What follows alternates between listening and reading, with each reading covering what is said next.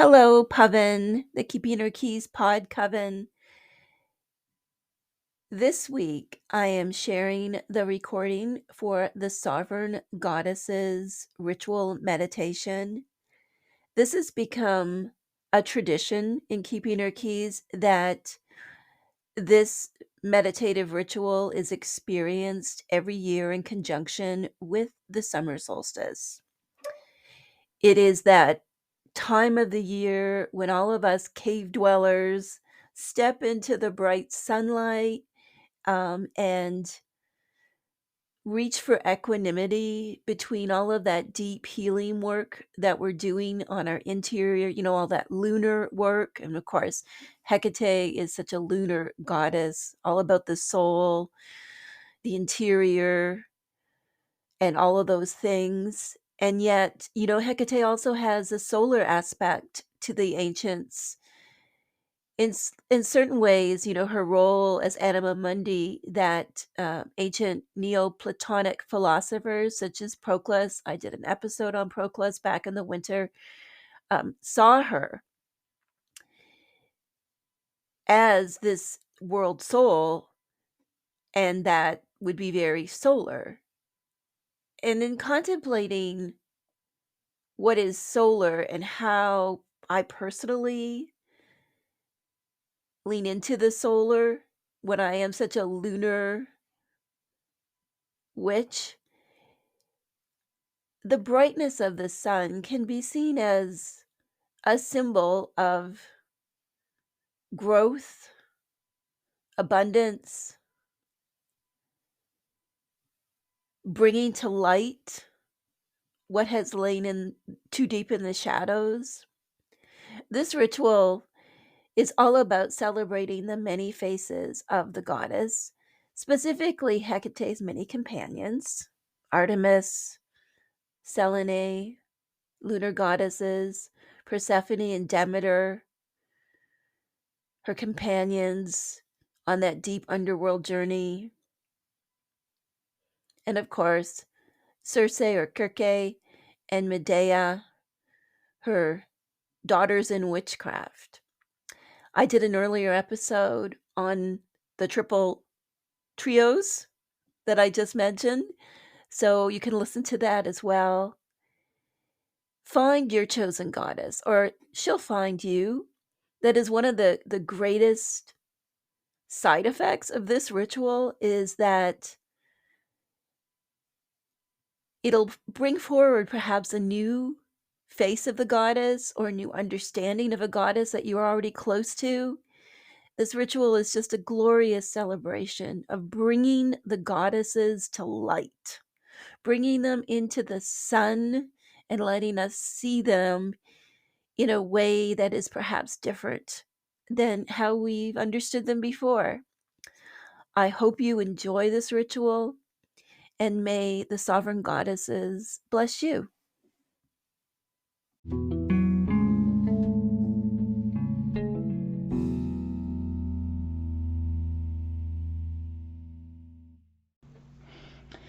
Hello, greetings. I'm Cindy Brannon, and this is an episode of the Keeping Her Keys podcast that focuses on the sovereign goddesses and the sovereign goddess ritual, and talks a little bit about why doing this ritual of sovereign power on the summer solstice is a really amazing way to just stand in the fullness, the brightness, the bold fire of the sun on the summer solstice, as a radical act of claiming empowerment, freedom, and wholeness.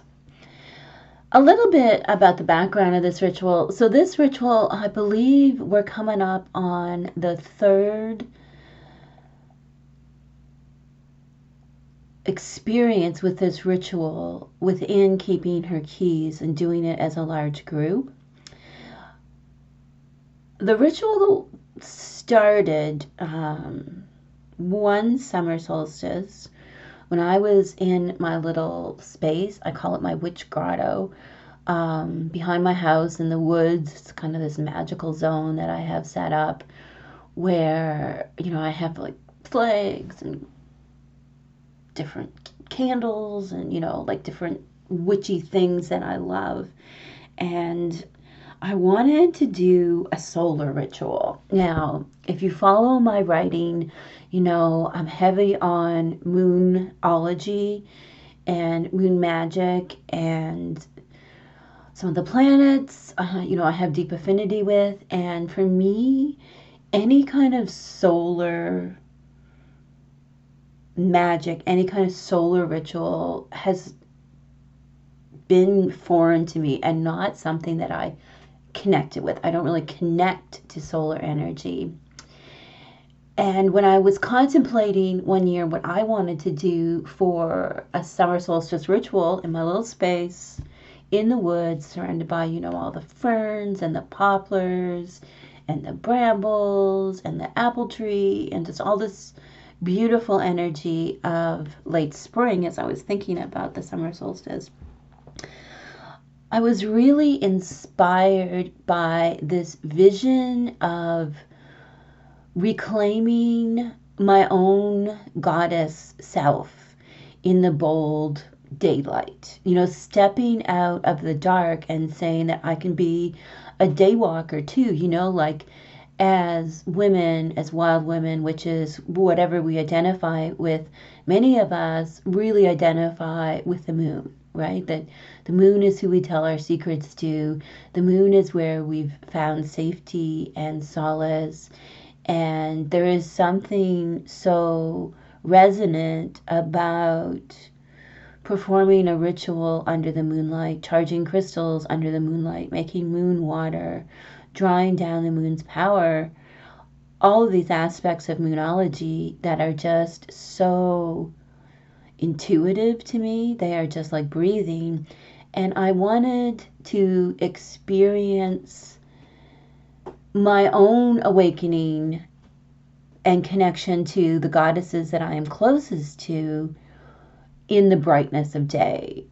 It was just one of those moments, those aha moments, like let's bring these goddesses who are often associated with the moon, let's bring them into the light of day, and I'm going to bring my true self into the light of day. And then that was, true power, right? It's true power when we don't have to hide who we are. That, that is sovereignty, when we can just walk this journey of ours, not just under the safety of the moonlight, but we can stand in the bold brilliance of day and say, this is who I am. And it doesn't mean that we're going to be like screaming from the rooftops who we are and shoving it down other people's throats.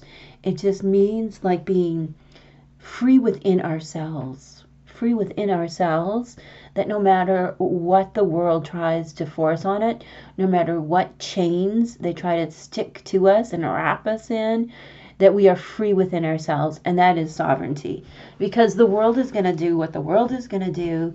And, as sovereigns, what we do is choose how we walk through this world, how we break the chains that bind us, and how we protect ourselves through our great boundaries so we, don't accumulate chains that bind us.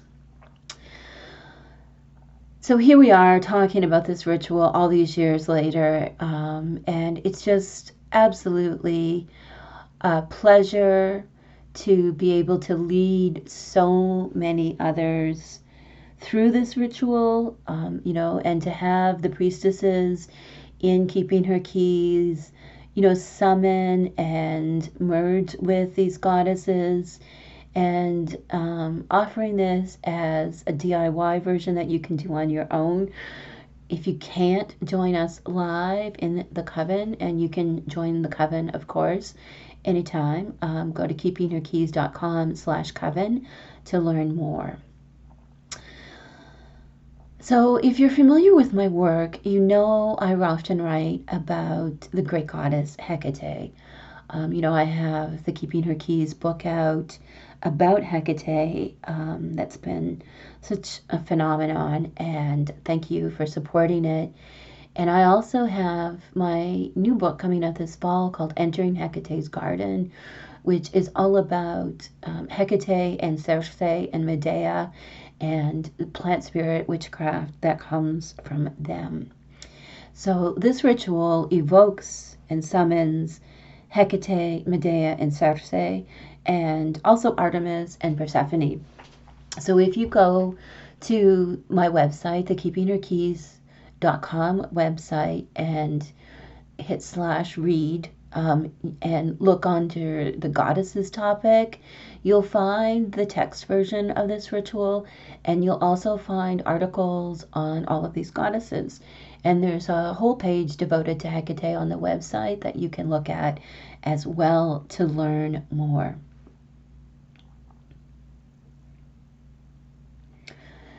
So before we get to the kind of the guided walkthrough of this ritual, where I'll lead you through it, and you can do the ritual with me there beside you in spirit, I want to talk a little bit more about Hecate, Medea, Circe, Artemis, and Persephone, and some of their history, their lore, and how they are being reclaimed in our day as really just amazing goddesses that we all carry within us, and that we connect to, in the sense of these huge archetypal, embodied, beautiful forces that are the goddess. So Hecate is long associated with witchcraft, with women, with children. She's also associated with the underworld. She's a psychopomp, which means she's a guide of spirits back and forth to the spirit world. She is associated with her horde, and her horde is really like her squad of spirits that are rejected from the mainstream. So we see ghosts and creatures, that we might call goblins. We see these in the mythology. Women who were ostracized by society, the restless dead. Hecate's horde is this collection of spirits that were marginalized by traditional, religions. When we think back to her association with the ancient Greeks, and even before the ancient Greeks, and certainly the Romans, and then, of course, during the Christian era, Hecate and her witches, her horde, were really reviled. So Hecate has always been a goddess of the other, a goddess of the wild ones, a goddess of those who are practitioners of magic, who are seers, psychics, sibyls, who are pharmaca. They are practitioners of herbalism, that is magic, medicine, and mystery. And Hecate is a healer. Paonios is one of her most ancient titles. She is a goddess associated with the crossroads, which is always seen as kind of this very spiritual, liminal space between the physical world and the etheric world. And she is the keeper of the keys. And it's interesting how the ancients wrote about her being the keeper of the keys. So in different sources, whether it's a book about different magical practices, like in the Greek magical papyri, or a philosophical treatise, like in the Chaldean oracles, this title bestowed upon Hecate as the keeper of the keys really refers to her as world soul, that from her womb flows the very essence of the world. And so she keeps the keys. Symbolically, that means that when we are seeking magic, medicine, and mystery, we are claiming keys. When we are seeking personal empowerment and standing more in our own energy, our own chi, whatever you want to call it, our own prana, that we are getting into that soul essence, that deeper self, and that she is the source of the deeper self. She is the source of the deeper world. She is the source of the life force itself. She's Anima Mundi. And that's what Keeper of the Keys means. It has a very mystical, intuitive resonance for many, many of us, that when we say, oh, she's Keeper of the Keys, which was Kladokos in the ancient to the ancient Greeks, that this is about keeping keys, claiming keys, and holding on to the ones that are true to us. And that is also the keys of this deeper unseen world. And that is, her association as the goddess of witchcraft and Keeper of the Keys, they're one and the same, because her association with witchcraft, if we are looking at the history, it's really about this power of magic, medicine, and mystery. This power, and she is the source of this power. And certainly when we discuss the myths of Circe and Medea, who are sometimes portrayed in the mythology as her biological daughters, but always as her spiritual daughters. That Hekate is the witch mother. She is the source of this power. She is the source of this energy that is magic, medicine, and mystery. And that Circe and Medea were the ones who learned how to use this source, just like a mother teaches her children. And so in Entering Hecate's Card, in my book coming out this fall, I talk a lot about this as Circe and Medea being the pharmaca, that Circe is the original witch and Medea is the original poison queen. She is the one who has been poisoned, who poisoned others, and who has been so misunderstood and reviled. Her story has been really corrupted, and Circe's story has been corrupted, and their mother Hecate's story has largely been corrupted as well. So Circe and Medea, like I said, in the biological relationship between Hekate, Circe, and Medea varies according to the different myths, but there is always this kind of spiritual, familial, triple goddess association, that they are associated with pharmaca, which is the ancient term for sorcery, and of course, influences what we now know as pharmaceuticals, pharmacy, and the like. That's where the term comes from. So in my book, I really do a lot of reclaiming of pharmaca, pharmakeia, pharmakoi, and talking about, the kind of the spiritual lineage that those of us who practice what we might call witchcraft, that is really about healing and empowerment, that it's not about harming anyone, or it's not about, kind of petty, I really want a BMW kind of, it's a deep spiritual kind of witchcraft that is very much like honoring our ancestral lineage of Circe and Medea.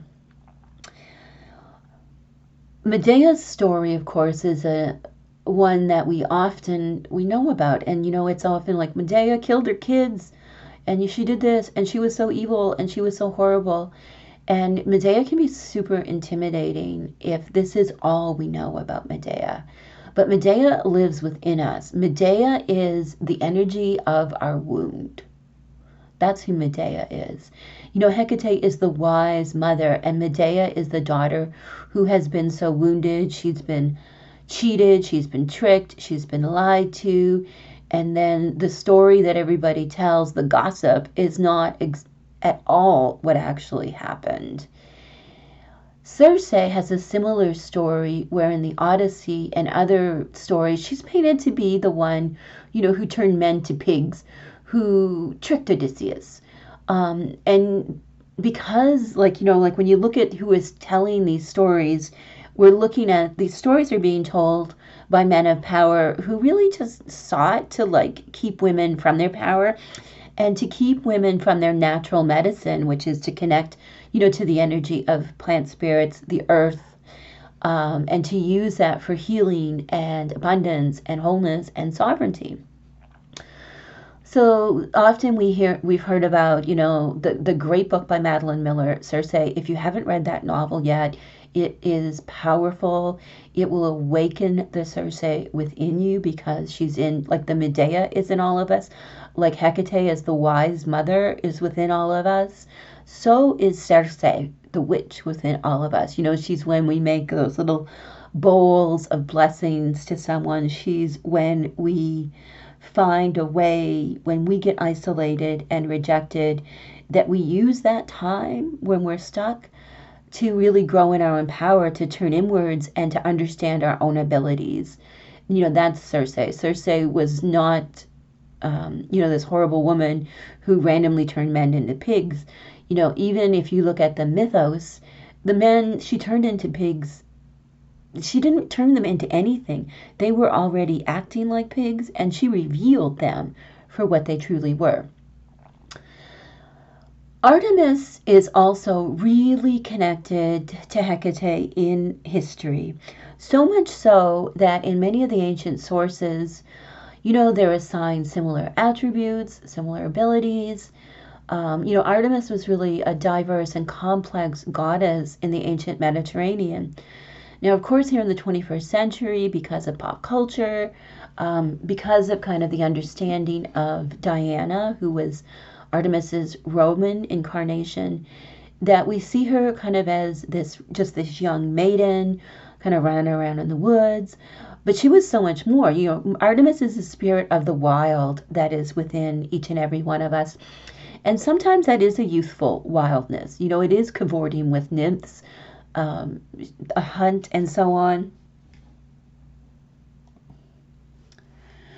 But Artemis's wildness is also much more mature. It is claiming your own space, living life according to your own rules, being sovereign and free. Artemis is really about that freedom aspect of sovereignty.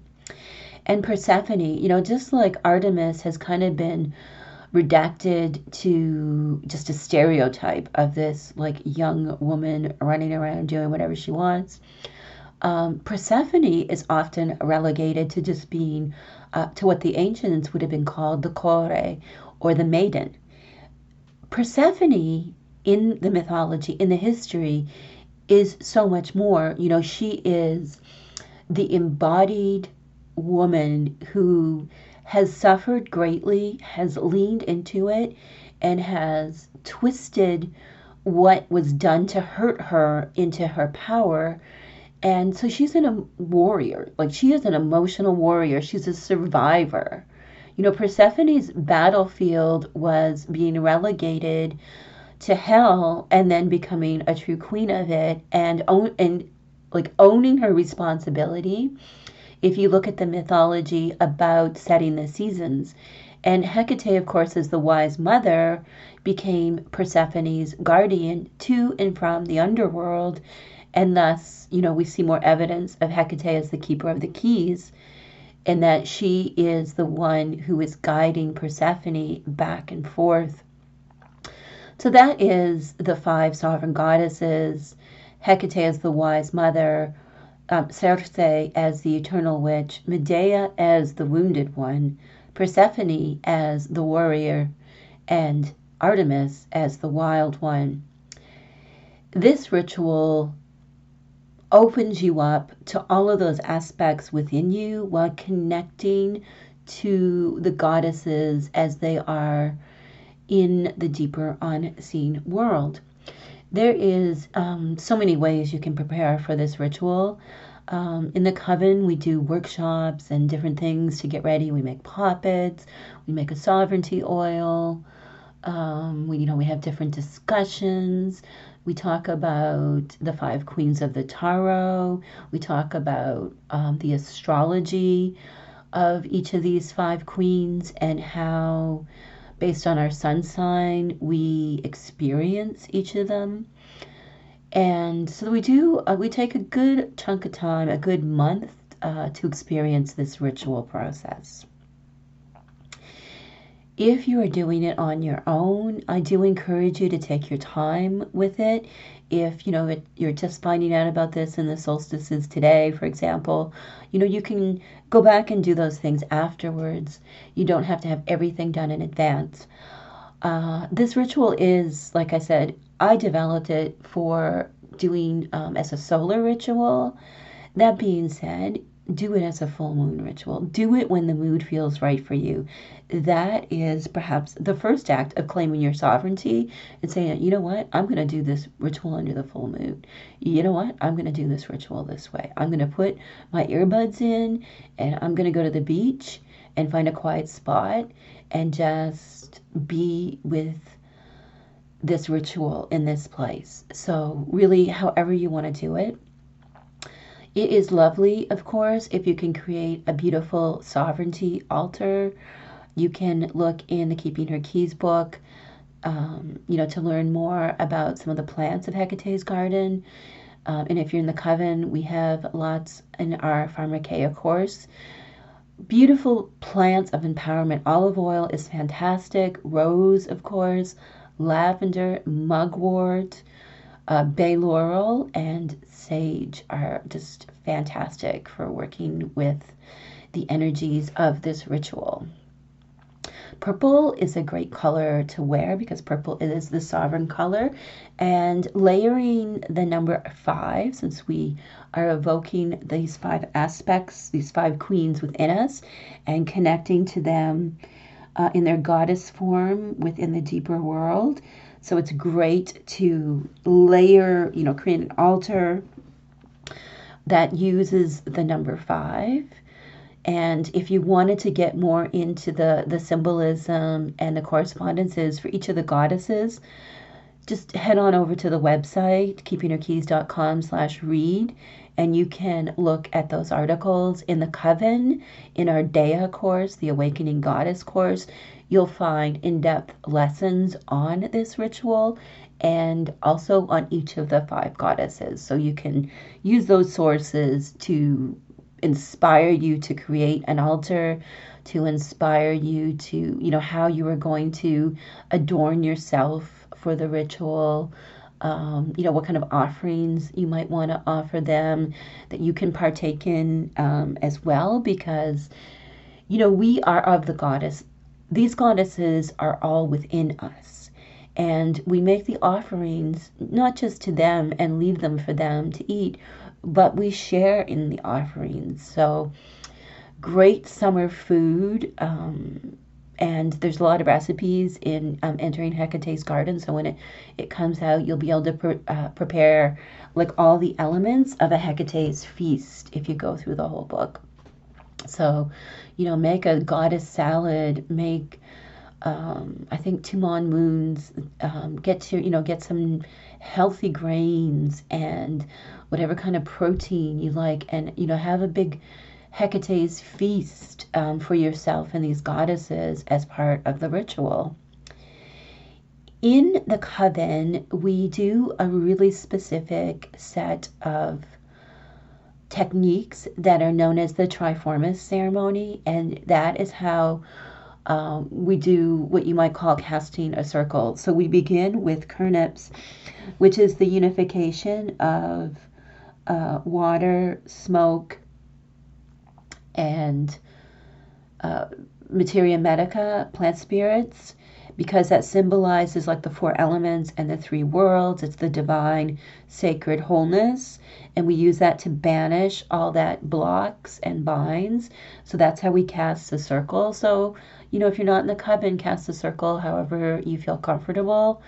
There is, I think on the YouTube, I did a COVID-19 ritual, and I kind of, like, I do the whole Kernips process. I do the whole Triformis ceremony. So if you're not in the coven, you want to say, hey, what is this ceremony? You can find that COVID-19 video and look at the performance of the ceremony that way to adapt it, for your own working. totally, make sure you are cleansed in body, mind, and spirit before going into ritual, always. Salt scrub, maybe with a little bit of activated charcoal, is our purification process and really resonates, really gets you clean. There's lots of resources on this within the Coven, and if you're in the Sacred Seven or the Mistai, those courses that I teach, you'll be familiar with these techniques.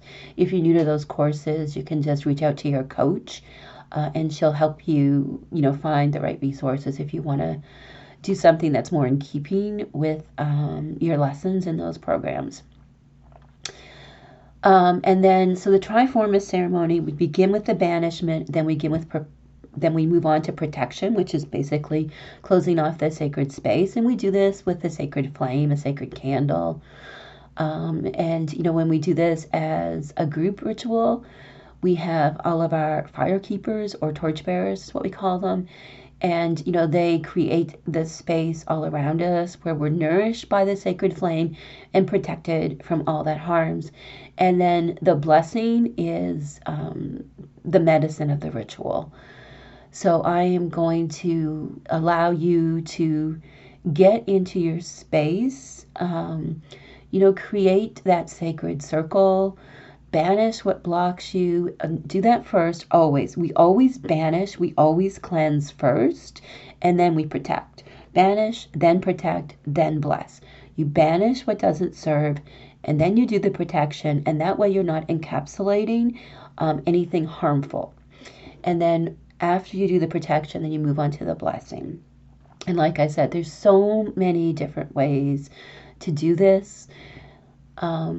So get all that ready, get your space ready, get your altar ready. And if the way for you to do this ritual is lying on your bed in a place that is safe and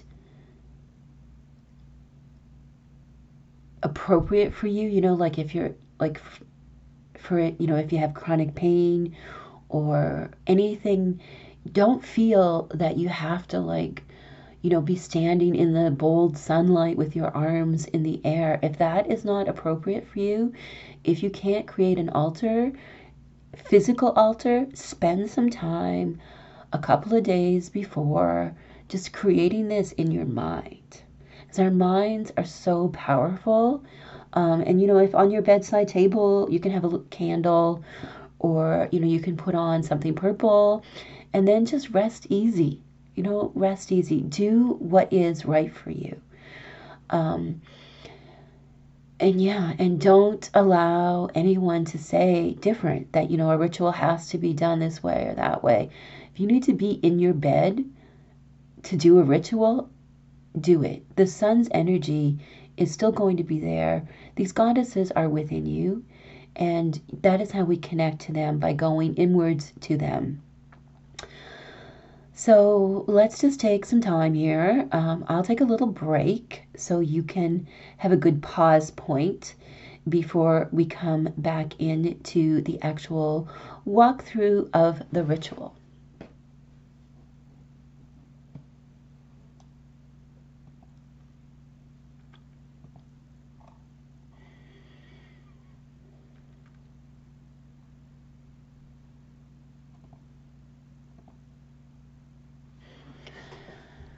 Shall we begin? This is a ritual of sovereignty, evoking and summoning and merging with the sovereign goddesses. Let's begin. I'll speak and hold space so you can repeat after me. Let's just breathe together for a moment, releasing all that blocks and binds us, clearing our energetic field, just allowing your roots to extend into the earth.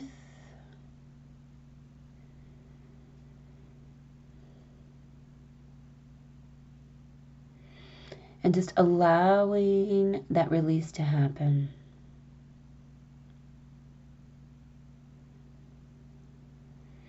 And seeing those roots as your tether so you can go deeper into yourself and ascend into the energy of the goddesses.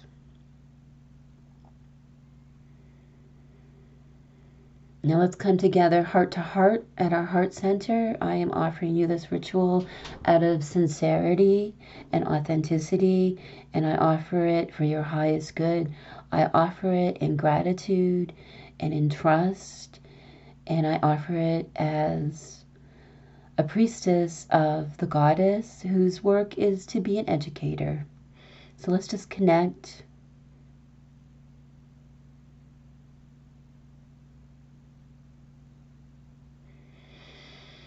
Opening your heart to the goddesses within you, opening your heart to their energy around you.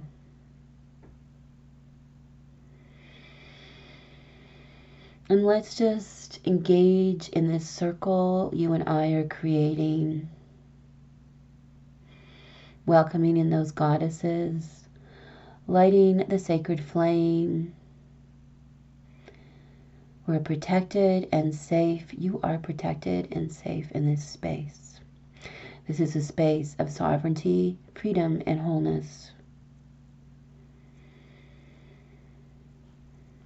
Now let's stretch way up into our highest self, clearing our mind, allowing any troubles in our mind to slide down towards those roots, and any troubles in our heart sliding down to those roots and being released here. Beautiful. Getting into that state of calmness, awareness. Now we're going to stretch up our branches to the starry road, to that beautiful sun, that brightest star in the sky.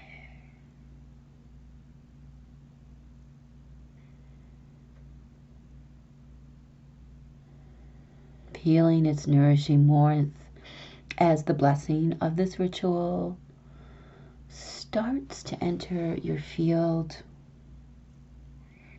The healing starts, the empowerment starts.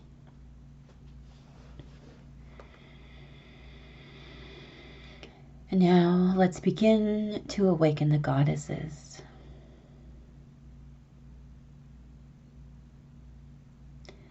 Come, goddesses and witches, ancient but new,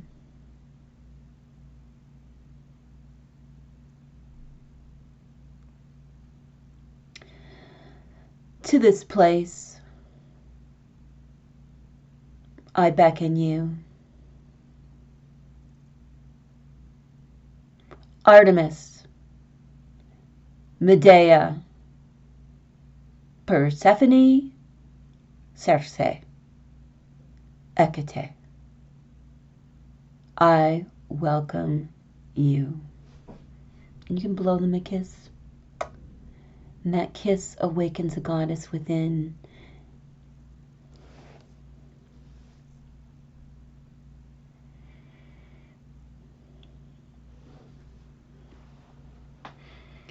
Artemis, fierce and free, may your wildness run through me.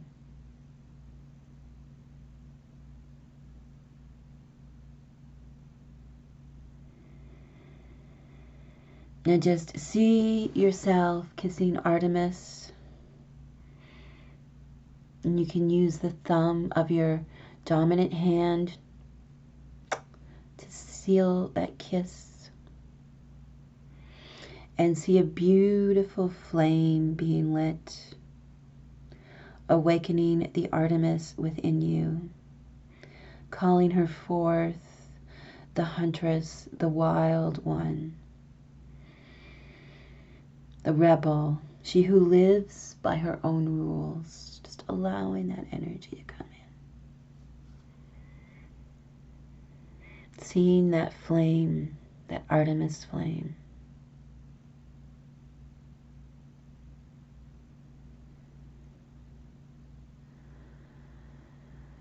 And allowing that flame just to burn within you.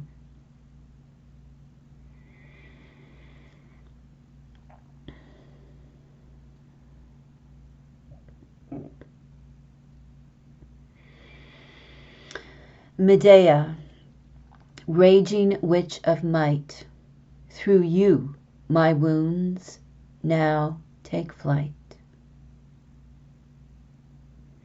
Use your index finger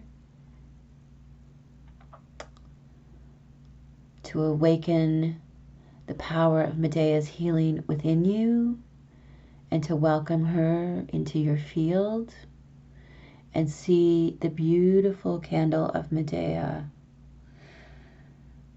the power of the healer, the power of the poison that heals, of recovery and release from your wounds through great Medea.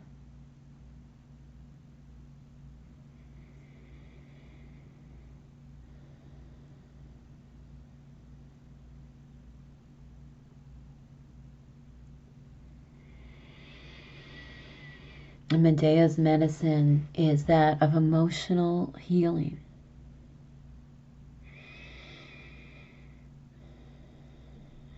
And allow that flame just to course through you, reclaiming, restoring,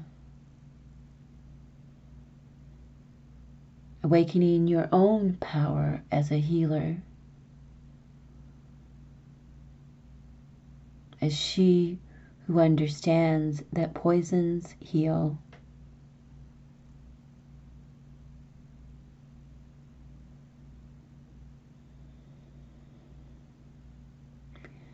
And that wounds can be medicine, and we can heal from them. Medea also brings to us boundaries and teachings through her experiences so that we may be more sovereign and true as healers of ourselves and others.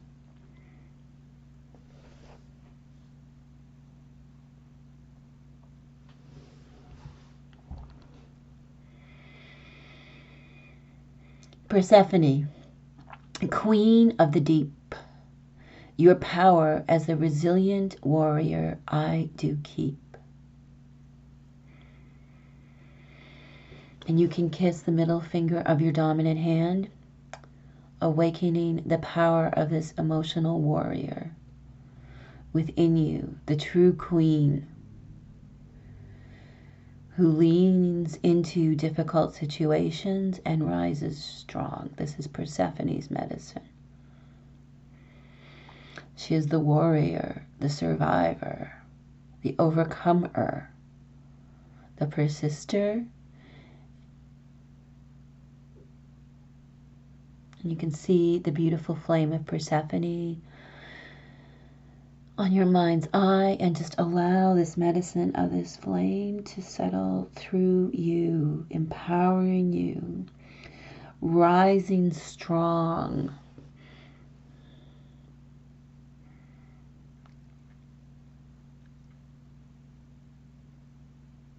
Circe, sorceress divine, I claim your witchery, making it mine. And you can kiss Circe with the ring finger of your dominant hand, awakening the power of the witch within you and welcoming her to your field, to your energy, to speak soul to soul as she joins Artemis and Medea and Persephone, Circe.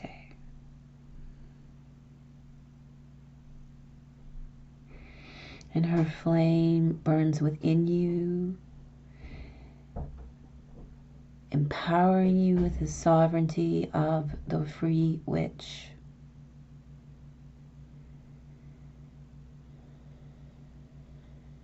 And you can feel the energy of all four of these amazing queens awakened within you. And now we call forth the source of all things, the keeper of the keys herself, awakening the eternal primal wisdom within the source, the one from whose womb all things flow. Hekate, she who holds the keys, grant me your wisdom, may I truly see. And take the small finger, your pinky finger of your dominant hand, to awaken the power of the wise one within and to connect to her.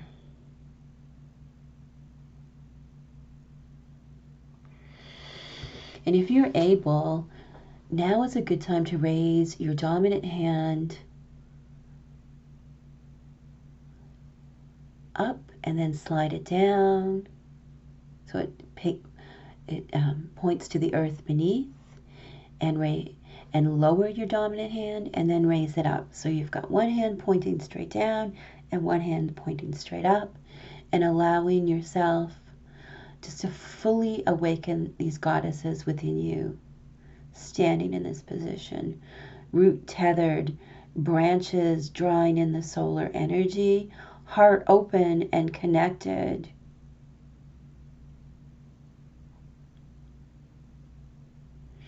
Now you can return your hands to heart center if you're able. Great goddesses and witches, ancient but new, I claim my sovereignty now, standing before you. Great goddesses and witches, ancient but new, I claim my sovereignty now, standing before you. Deep in my heart, I honor all of you, Artemis, Medea, Persephone, Circe, Hekate. Now feel the awakened energy within you and see those flames burning in your mind's eye or on your altar if you have them there in front of you, and just connecting to the flame and going deeper and deeper into this awakening while you're drawing in that solar energy, if you're doing this on the solstice, or the moon energy, just connecting to the natural, nourishing, protective energy of the cosmos, the source.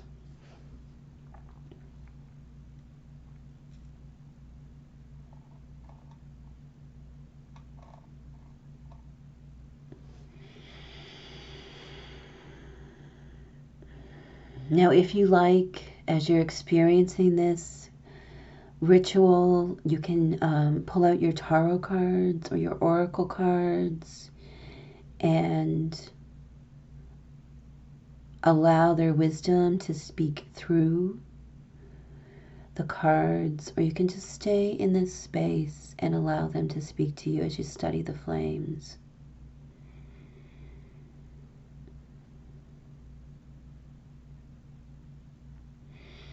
Now I invite you to stay in this space with me for as long as you desire. And when you are ready to leave,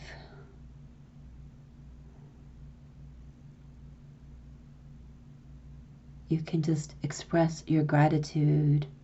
Great goddesses, I have said and boldly proclaimed my sovereignty, and I thank you for your awakening within me, for your magic, medicine, and mystery.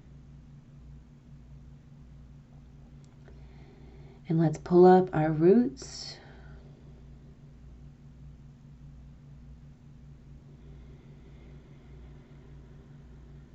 And let's pull down our branches from the sun.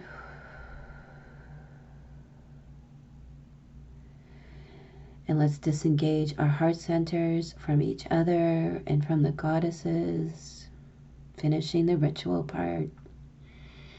And the medicine has been received.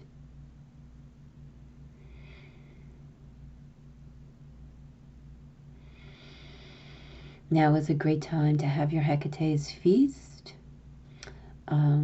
Study your tarot cards if you did that part of the ritual. Journal, write, Make a collage of what you've received. So many beautiful things that you can do. Dive more into, the lessons that I have out there on the ritual and the Fab Five, as I call them, and just give yourself some space. So this ritual takes about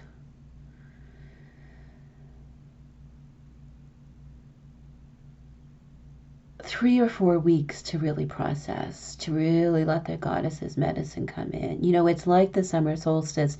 It is an event, and then its medicine is received like within the next 6 weeks after the event. So allow the medicine to come in, allow your sovereignty to really become firm within you. Take good care of yourself. Use this medicine to engage in ways of becoming more empowered, of being more whole, even if they are simple ways that are only obvious to you. Go out and do those things. I hope you are well blessed by this ritual.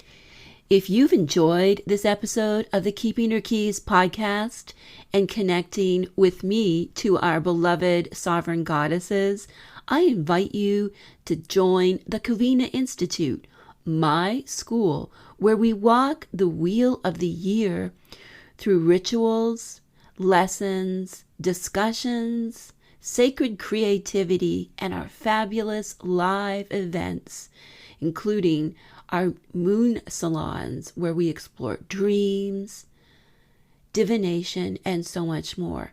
You can learn more about Kavina and all of my work at keepingherkeys.com.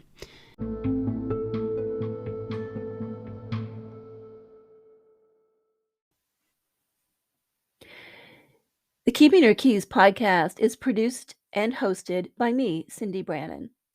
I'm a witch and psychologist living in coastal Nova Scotia, Canada. I've written several books about Hekate, and also my very first book that's more of an introduction to awakening the witch within. That one's called True Magic. My frequent guests on the show are guides from my school known as Covina, the Coven of Hekate. You'll be listening to them on different episodes, and they are just an amazing group of witches that I am so happy to have in the circle of making this podcast a reality. Episodes usually explore something connected to the goddess Hekate. I became fascinated with the goddess Hekate so long ago. I do deep dives with different partners on goddesses and aspects of Hekate. Sometimes I do more psychospiritual episodes where I talk about constructs and how they intersect with the practice of natural magic. And frequently, you'll find meditations. If you're interested in learning more about my work, just go to keepingherkeys.com. You'll find out more about my books, more about Hekate, and how you can join Covina, the Coven of Hekate. If you enjoy this podcast, be sure to follow it. I usually release new episodes every Thursday. And I would absolutely love it if you could rate and review the podcast. It is so helpful. If you have any questions or ideas for future shows, you can send them to info@keepingherkeys.com. Thanks so much for listening, and hail Hekate.